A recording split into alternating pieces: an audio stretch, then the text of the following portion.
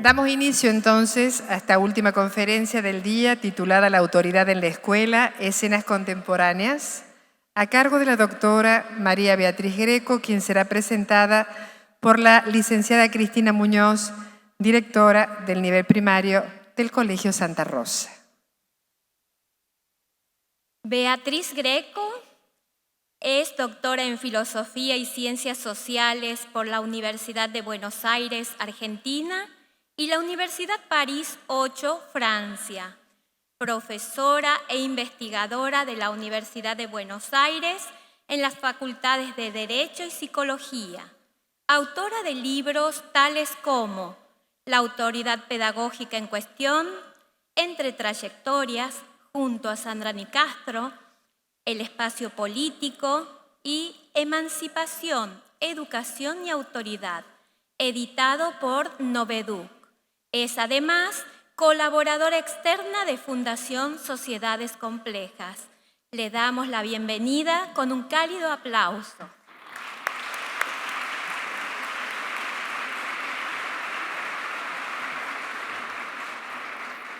Bueno, buenas tardes. ¿Qué tal? ¿Cómo están? De verdad que es un gusto estar acá, poder de algún modo concluir este día de trabajo en este hermoso lugar. Celebro esta posibilidad realmente que tantos docentes, directivos, gente de los equipos de orientación y otras personas que trabajamos en educación nos podamos reunir de este modo para pensar juntos. Entiendo que este es nuestro desafío hoy, ¿sí? ¿Cómo pensamos la escuela? Yo les voy a proponer focalizar nuestra mirada en una temática que tiene que ver con lo que este Congreso propone, claro, que es el lugar de autoridad y el lugar del adulto en nuestros tiempos actuales.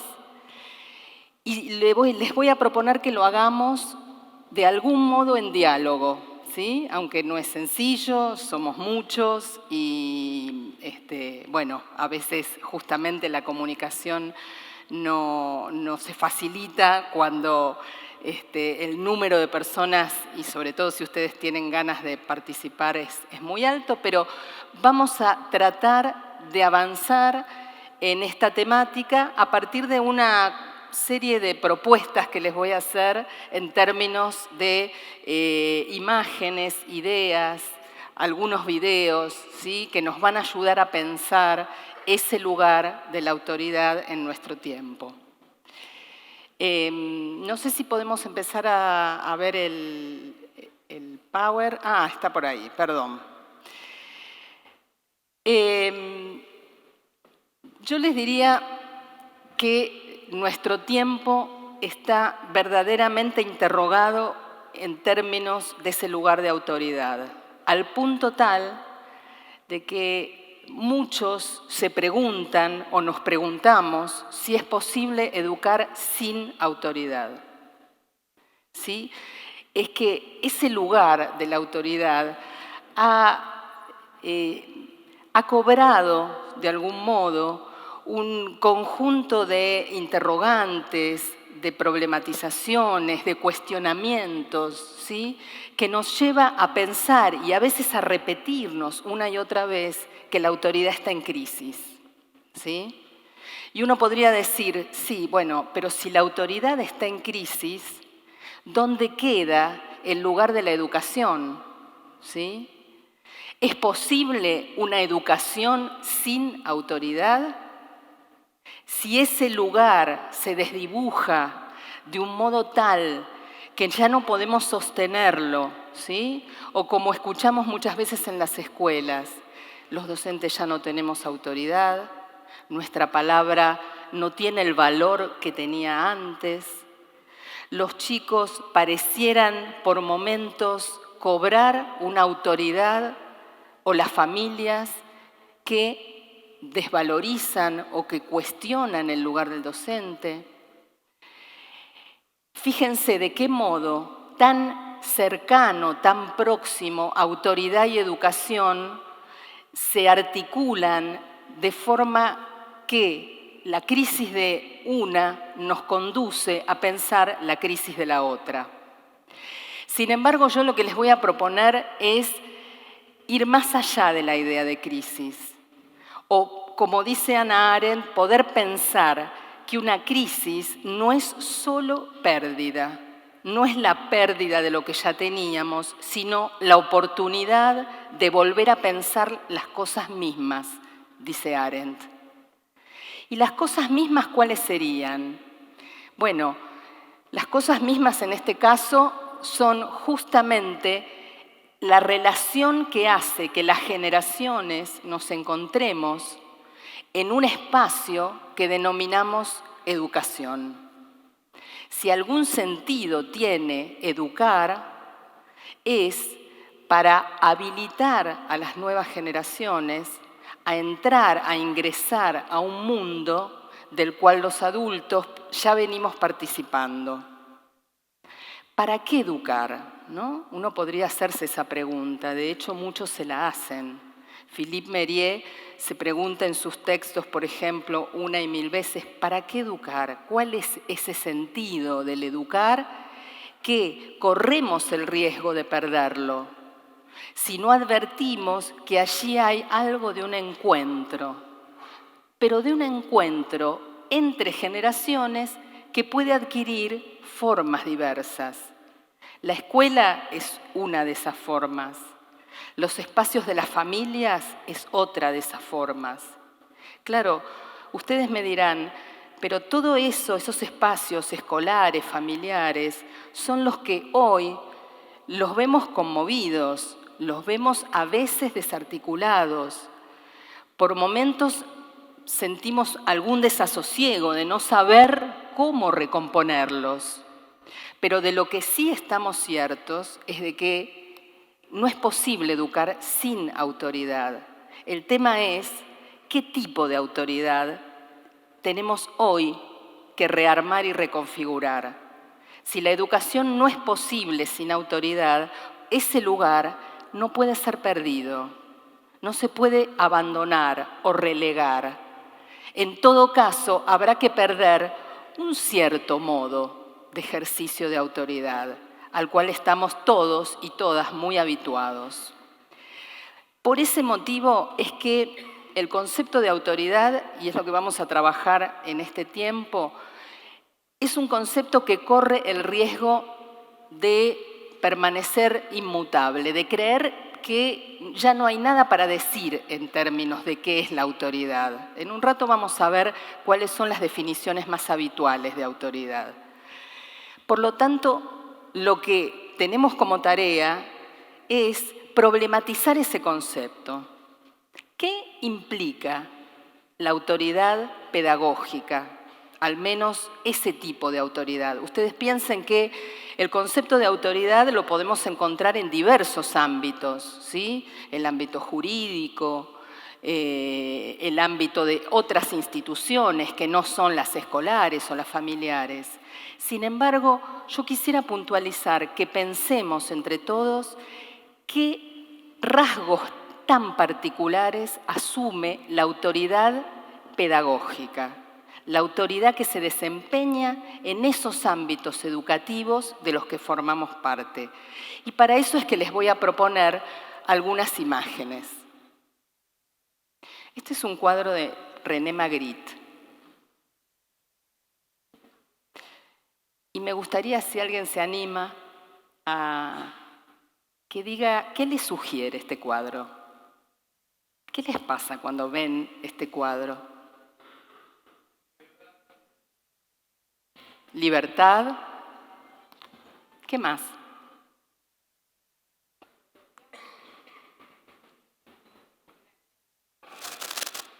A ver, no sé si hay alguna proyección.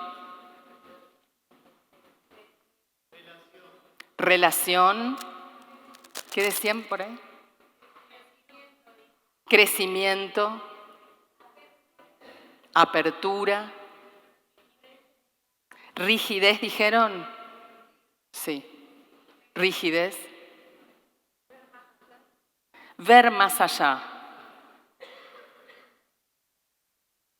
¿Algo más? Agregar. Contraposición, contraposición. Diferentes miradas. ¿Cómo? Inspiración. Imaginación. No ve lo que está haciendo, dicen acá.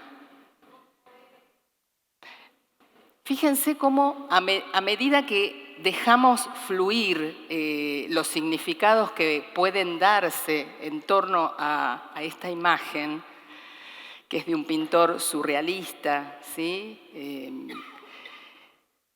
Empiezan a aparecer los sentidos que se oponen, ¿sí? O los sentidos que entran en línea o que buscan acuerdo, pero digo, ustedes estuvieron diciendo efectivamente todo lo que aparece como significación en torno a una obra artística, por lo tanto, nunca va a ser lineal, ¿no? El lenguaje artístico tiene esa capacidad de hacernos pensar en un sentido problematizador.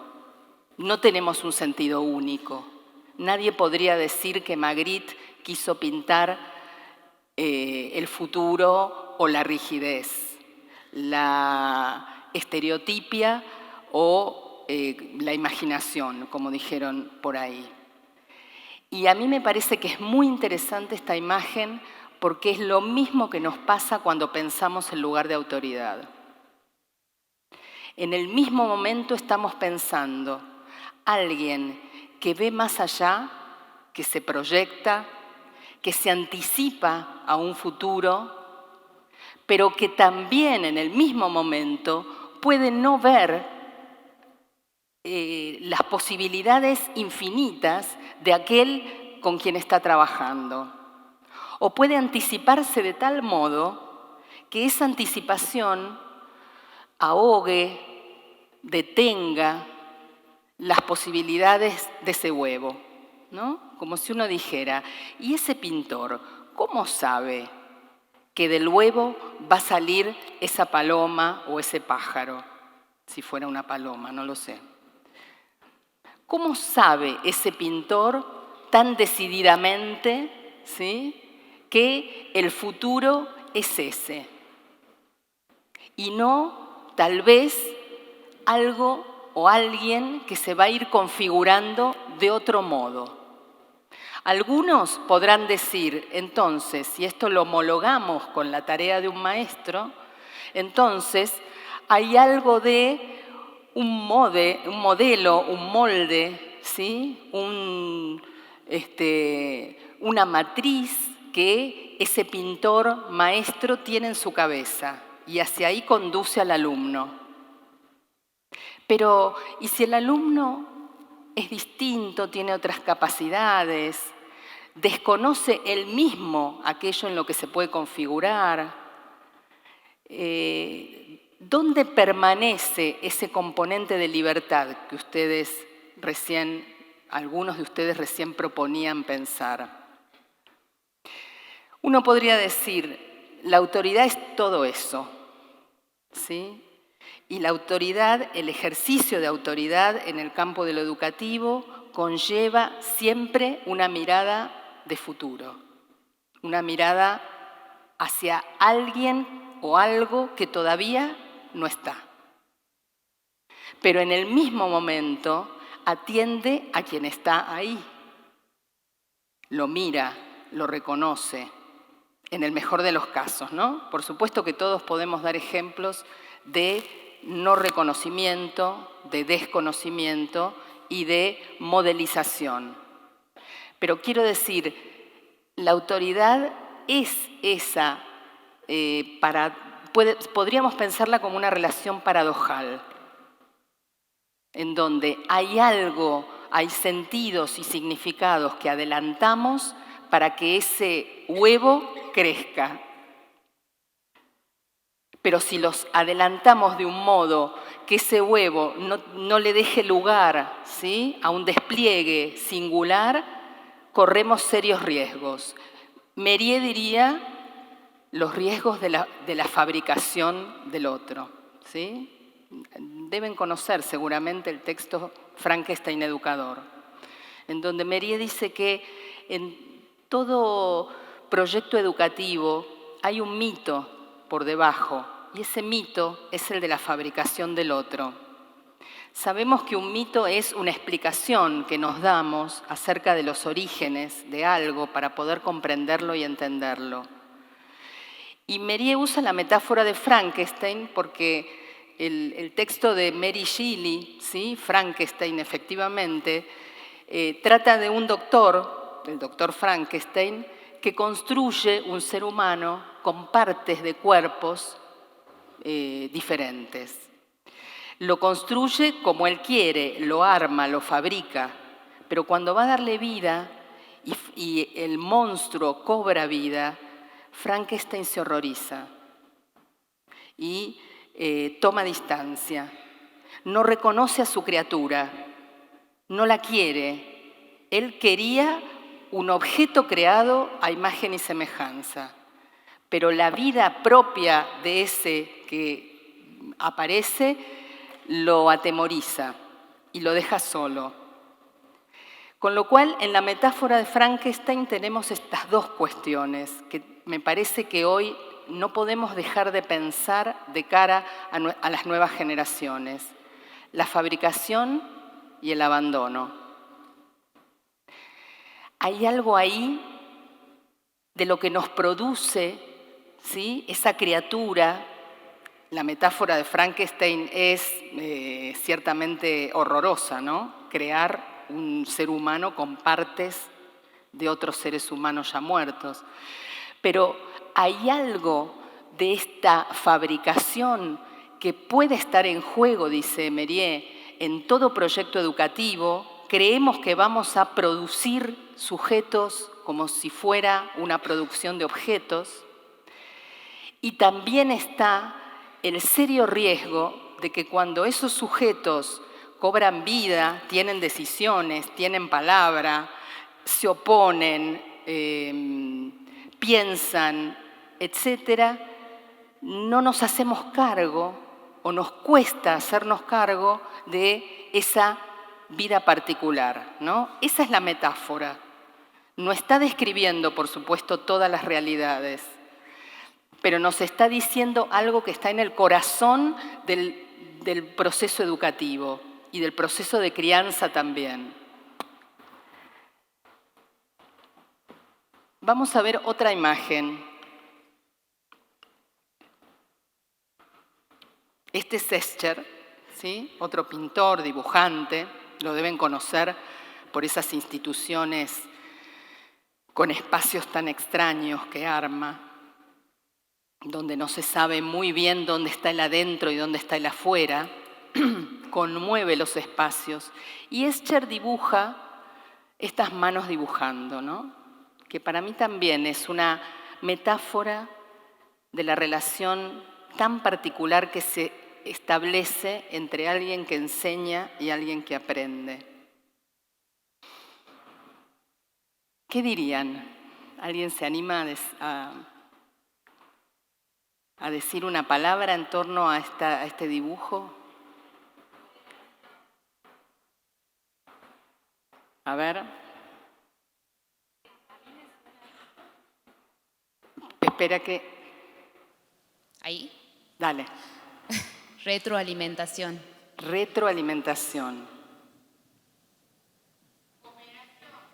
Cooperación. ¿Qué más? ¿Qué más dirían?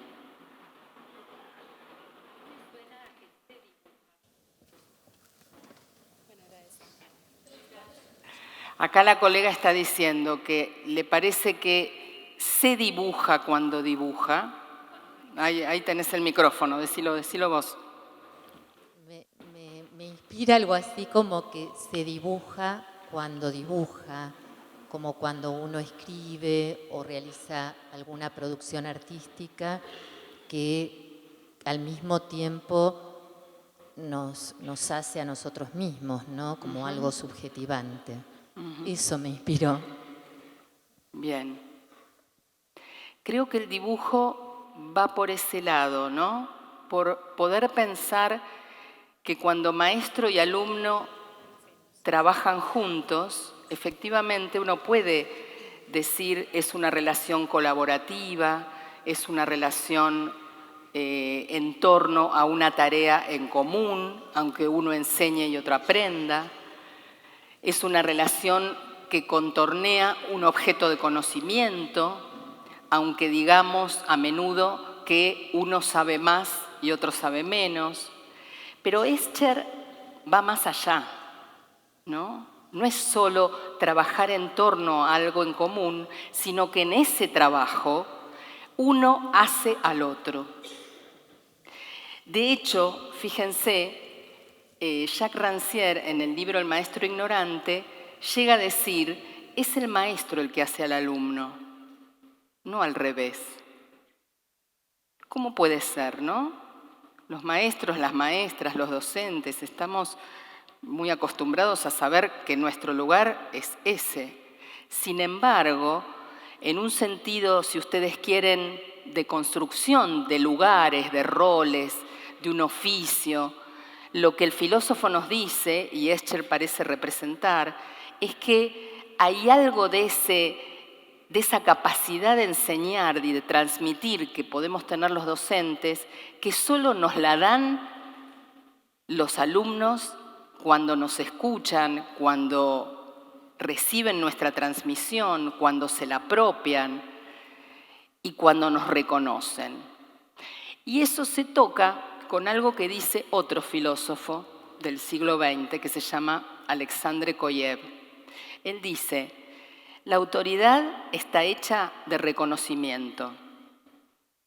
Nadie es autoridad. La autoridad nos la otorgan, nos la dan a partir de un reconocimiento que depende del otro, ¿no? Yo me puedo parar acá, ¿sí? Y decir y gritar ante ustedes y decir que yo soy la autoridad. Si ustedes no la reconocen, yo no voy a ser autoridad, ¿sí? Puedo ejercer coerción, puedo obligar, ya sea por la fuerza o por coerción psicológica, pero eso, va a decir Koyev, no es autoridad. La autoridad es fruto del reconocimiento de quien recibe la influencia de la autoridad. Es curioso, ¿no? Es una especie de retroalimentación, pero que constituye ambos lugares. Y uno podría dar una vuelta más, y esto creo que lo vamos a ver en un rato cuando veamos alguno de los videos, ese reconocimiento que hace a la autoridad también es parte de un proceso de reconocimiento de quien ejerce la autoridad hacia los demás.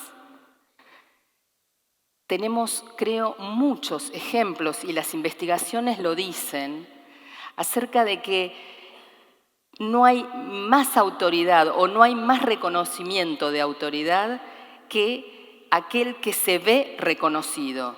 Es decir, los chicos dicen, un buen docente, un docente con autoridad, es el que no deja de enseñarme, el que me explica, el que no se cansa de explicarme. Si yo no entiendo, sigue intentando. Y para ellos, en general, en las investigaciones que toman esta temática, los peores profesores o los que más pierden autoridad son los que trabajan solo con ese grupito que está ahí adelante, ¿vieron? Ese que sigue la clase, el que parece que puede, solo ese. Entonces, hay algo, y después si quieren lo tematizamos un poco más profundamente, de un reconocimiento de ida y vuelta. para un lado y para otro. Koyev se va a centrar en esto que les decía antes, el reconocimiento de los que reciben la autoridad hacia la autoridad. Y dice algo más, la autoridad está hecha de renuncia. Quien acepta la autoridad renuncia a reaccionar en su contra. Y él se pregunta, bueno, pero ¿por qué uno renuncia? ¿No? ¿Por qué uno acepta lo que la autoridad nos dice? Bueno, podríamos pensar que puede jugar el temor, el acostumbramiento a la obediencia. Pero Koyev va a decir algo que me parece que va más allá de esto. Y él dice, se renuncia porque la autoridad ofrece algo a cambio. ¿Qué es un algo a cambio? Que no tiene que ver con nada material, que no es un intercambio, ¿sí?, de materialidades, sino que es un algo a cambio simbólico. Ese algo a cambio tiene que ver, por ejemplo, ¿sí?, con la autoridad de un jefe, dice él, porque ese jefe nos ofrece formar parte de un proyecto. Un maestro podríamos ubicarlo en el mismo lugar. Se obedece un jefe, un maestro, porque a cambio está la posibilidad de formar parte de un proyecto que va más allá de mí y del propio jefe o maestro o maestra. ¿Por qué se obedece un juez, por ejemplo, que es otra de las figuras que Alexandre Koyev trabaja en su libro La noción de autoridad? Imaginando que ese juez no sea corrupto, por supuesto, ¿no? Se obedece porque el juez, sea cual fuera su dictamen, ¿sí?, o su decisión, nos ofrece o nos garantiza vivir en un mundo más justo. Y eso nos trasciende, va más allá de la decisión del juez o de mi persona individualmente. ¿Y por qué se obedece ante un padre? ¿Sí?, se pregunta Koyev, otra de las figuras que aparecen en su libro. Y él dice, se obedece porque, en todo caso, se renuncia a reaccionar en su contra por amor, dice Koyev. Hay algo de una aceptación de la autoridad para verse inscripto, ¿no?, en un linaje, en una herencia, en una familia, en un proyecto en el cual yo quiero estar.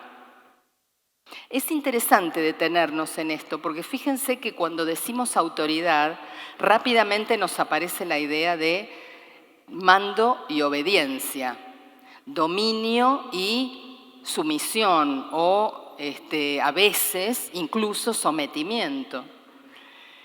Y sin embargo ahí hay unas vueltas, ¿no?, subjetivas que nos podemos detener a pensar que tienen que ver con algo que va más allá de las personas en sí. También va a decir Koyev, nadie es autoridad, la encarnamos temporariamente. La autoridad viene de más lejos. Y si la pensamos en la escuela, esto de algún modo tiene que ver con eso. La que conlleva autoridad es la escuela como parte de un proyecto pedagógico. Y lo que hacemos todo el tiempo los adultos en la escuela es querer que los chicos formen parte de ese proyecto pedagógico y social. Nosotros estamos ahí, de algún modo, temporariamente encarnando la autoridad para que ellos se vean formando parte de ese proyecto. Claro, nuestras actuales condiciones de época nos muestran que los proyectos pedagógicos no son tan sencillos a veces de visualizar o de detectar. Ahora vamos a ir justamente a ese tema.